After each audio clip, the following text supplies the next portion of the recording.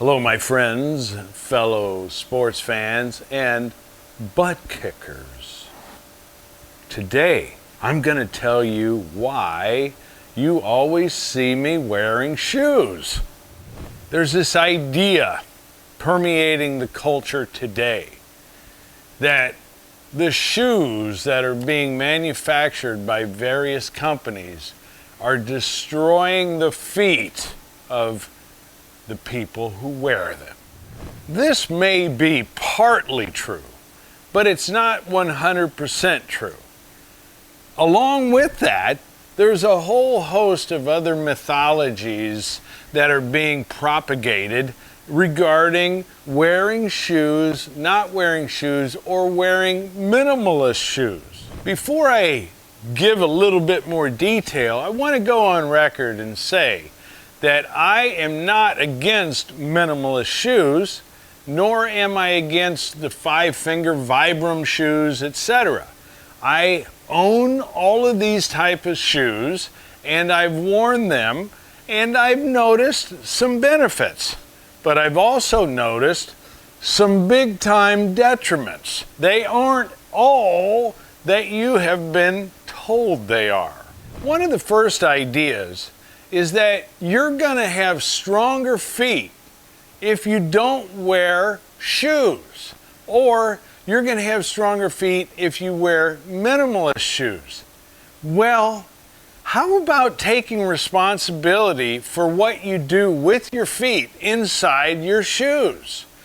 Your feet get stronger not because you go barefoot or because you wear minimalist shoes. Your feet get stronger because you use your toes. You use your toes. See? And you use your ankles and you use your feet. That's how they get stronger. They don't get stronger just because you walk around barefoot. Another thing I'm hearing is that if you wear shoes, you're somehow cutting off the flow of earth energy or magnetic energy through your feet and then through your body. If that were true, my friends, everybody almost on the face of the earth would not be here. We're not all giraffes, we're not all mules and horses and rabbits and tigers. We're human beings. We actually have the mental capacity to create something to go on our feet. And shoes do not cut off a flow of energy through our feet going into our body. That is absolute bunkum. Number 3 is this idea that you will be superior athletically and even in martial arts if you don't wear shoes. I asked a guy once in a coaching call if he thought players in the NBA basketball players, would be better at dunking and running up and down the court if they went barefoot as opposed to wearing the shoes that they have on their feet. The guy actually said to me that he thought they would jump higher and have fewer injuries when landing if they didn't wear any shoes at all. That's absolutely ridiculous, but it shows you how far this barefoot movement has gone. Can you make your feet incredibly strong by doing exercises for your feet? Hell yes! But it doesn't matter if you have your shoes on when you do the exercises. There are some that you can do better without shoes. For example, splaying your toes and lifting them up, but you can still do them without shoes. In fact, I'm doing it now. Here I am working my feet. I have my toes elevated and extended, and I have my digits separated. Now I'm clawing the ground. I'm doing the exercise called Tiger Scratches the Earth. I'm in my shoes and I'm doing this. When I do these exercises, the bottoms of my feet get red hot, meaning I have activated the fascia.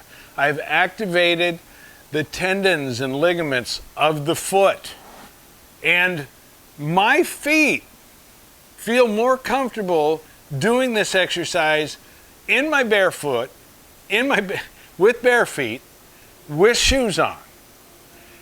I don't have to worry or think about the surface I'm on being too abrasive and I'm cutting and scratching the skin of my feet. I just work the exercise. And within 25 reps or so, the bottoms of my feet in the arch of my foot are letting me know, Furecat, you're doing something that kicks ass. Yes, I realize from a martial arts and a fighting standpoint that a lot of people are in classes where everyone is not only encouraged to go barefoot, they are forced to go barefoot. That's fine. That's the art you want to study. I prefer not.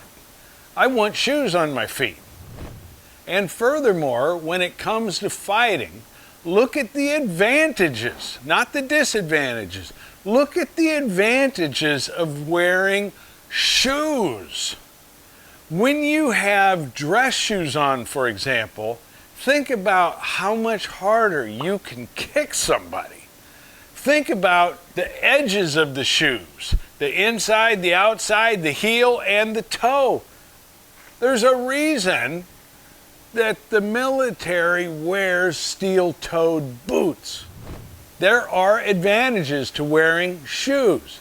Now, there are disadvantages when you go to bed, for example, when you take a shower, when you take a bath. You probably want to take off your shoes. That makes sense. You might even want to take them off when you use the toilet. But when it comes to sports and martial arts, when it comes to the training of my foot, I want shoes that offer me some protection, not so much that I am not using my feet at all, but at the same time, I want to take responsibility for how I'm training my feet. And there's no reason you cannot still be exercising your feet regularly when you have shoes on. That, my friends, is a freaking fact. So there you have it, my friends. Just a few things I want to say about the minimalist shoe movement and the barefoot movement. I'm all in favor of it. Again, I go barefoot much of the day. I also have many styles of minimalist shoes. But when push comes to shove, when it's time for me to engage in a sport or a martial art training outdoors, I got my freaking shoes on. And yes, they do have a heel. It's not a Nike heel, it's not a big boost heel, but it is a heel nonetheless, and I'm glad there is one, for reasons I'll get into some other time. Hey, remember to like, subscribe, and share this video. Send this to one of your friends that is absolutely sold on the idea that you should never put shoes on your feet, ever. And not only that, remember my books. I'm going to give them to you out of order today. Psycho-Cybernetics, get that one. Oh, it kicks ass. You become champion of the world with this mental technology. And then you got combat conditioning. I'm telling you, there's people all over the world use combat conditioning to turn themselves into world beaters in virtually every sport you can think of, and every martial art too. Get on it now, and don't forget, actually remember to kick ass and take names.